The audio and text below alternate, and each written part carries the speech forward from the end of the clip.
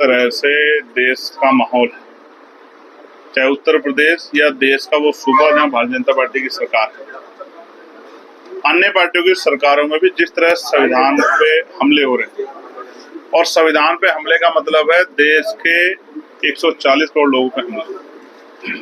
आज बहुजन समाज का अस्तित्व तो खतरे में आ गया है, क्योंकि ना नौकरी रोजगार है, ना ही संवैधानिक जो अधिकार है उनकी रक्षा हो पा रही है, और तमाम तरह से उनको कुचलने के लिए सरकार योजना बना रही है। ऐसे समय में जो बहुजन समाज का प्रबुद्ध समाज है, उनको अपनी सामाजिक जिम्मेदारी और नैतिक जिम्मेदारी का पालन करने के लिए ये कार्यक्रम शुरू किया गया। ये पूरे 18 मंडलों में होगा। पूरे 18 मंडलों में वर्कर को, पार्टी के कार्यकर्ता, पदाधिकारी और जो बुद्धिजीवी लोग हैं उनको बुला के समझाया जाएगा कि ऐसे माहौल से निपटने के लिए क्या करना है। जहाँ कोई भी, आप नौकरी की बात करो, आप रोजगार की बात करो, आप महंगाई की बात करो, आप बढ़ती हिंसा की बात करो, तो सरकार हिंदू मुस्लिम की बात करने लग जाती है। इससे पूरा बुनियादी मुद्दा जमीन पे चला जाता है, वो दिखाई नहीं देता। आपको भी याद होगा, पत्रकारों की हत्या भी उत्तर प्रदेश में सरेआम हो रही है, एलानिया हत्या हो रही है, किसान भी जो है आत्महत्या कर रहे हैं, और भर्ती जितनी आती है, कोई भर्ती ऐसी जिसमें घोटाला नहीं होता है।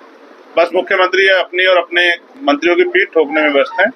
जमीन की सच्चाई ये है कि आज लोगों के बुरे हाल है। ऐसे में आजाद समाज पार्टी भाईचारा बना के उत्तर प्रदेश का, सबसे पहले उत्तर प्रदेश में किस तरह से जो है इन नफरत बांटने वाली शक्तियों से लड़ा जाए, उसकी तैयारी कर रही है। हमारे जितने भी SC ST के भाजपा सरकार में मुकदमे हुए हैं, अधिकतर में फाड़ लग रही है या कोर्ट में, जबकि सुप्रीम कोर्ट की रूलिंग है कि किसी भी SC ST के मुकदमे को कंप्लेंट में ट्रीट नहीं किया जाएगा। कंप्लेंट में ट्रीट किए जा रहे हैं। हमारी पार्टी क्या किस तरह के विचार है?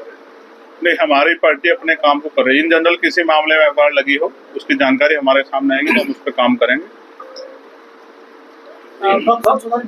SC ST आयोग जो है पास हुआ है लोकसभा में, उसके बाद राज्यसभा में, विपक्ष किस तरह से देख रहा है, क्या उसकी तैयारी विपक्ष किस तरह? देखिए, उसके खिलाफ कुछ पार्टियां कोर्ट में भी गई।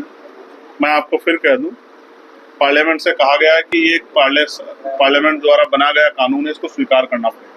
हाँ, ये सच है कि सरकार के पास बहुमत था और लोगों को बिल कानून को स्वीकार करना पड़ेगा, लेकिन ये स्वीकार करने के लिए अगर इसको गंभीरता देखा जाए तो ये थोपने का काम किया है सरकार ने। जिन लोगों को लाभ देने का बात कर रहे हैं, वही लोग जो हैं आंदोलन कर रहे हैं, अपना विरोध दर्ज करा रहे हैं, उनके विरोध की आवाज को कुचल के आपने ये बहुमत के आधार पर लागू कराने का प्रयास किया है। हम लोग इसको लोगों को जागरूक करेंगे और इस पे जो है अपना विरोध भी दर्ज कराएंगे। केंद्र के सत्ताधारी पार्टी के एक नेता के साथ जो है आपकी वीडियो वायरल हो रही है, लोग उससे तरह तरह के कयास लगा रहे हैं। लगाते रहो, मैं अपना काम कर रहा हूँ, वो अपना काम कर रहा है। राणा सांगा को लेकर की विवाद चल रहा है, इस पर क्या? मुझे तो कोई विवाद नजर नहीं आता।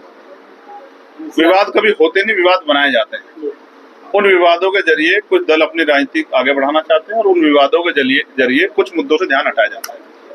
मैं फिर आपसे कहूंगा, जो लोग जीवित है आज उनकी परवाह करने का समय है। जो लोग जीवित होते हुए रोटी कपड़ा मकान की बुनियादी सुविधा भी जिनको नहीं मिल रही, आज उस पर चर्चा करनी जरूरी है। हमारे साथी ने टोल पे जो है पत्रकारों के साथ और आम जनता के साथ जो अपमानजनक रवैया किया जा रहा है टोल कर्मी द्वारा, उसकी भी आवाज को उठाया। बढ़ती जो है स्कूलों के, प्राइवेट स्कूलों में जिस तरह से फीस वृद्धि और किताबें भी जगह तय करके किसी दुकान से ले ली है, ये जो भ्रष्टाचार चल रहा है, इस पर भी हमारे लोगों ने आवाज उठाई। और मेरा विश्वास है कि ये सब समस्या का हल तभी होगा जब जनता जागरूक हो जाएगी। हम जनता को जागरूक करने निकले और मुझे उम्मीद है कि एक नया सवेरा निकलेगा। सर, जो महाबोधि टेम्पल में आंदोलन चल रहा है, क्या चंद्रशेखर आजाद जी वहाँ पर जाएंगे? नहीं, वहाँ हमारी टीम ऑलरेडी चली गई और हम उनके आंदोलन का समर्थन करते हैं। आने वाले उत्तर प्रदेश में एक जिला पंचायत के चुनाव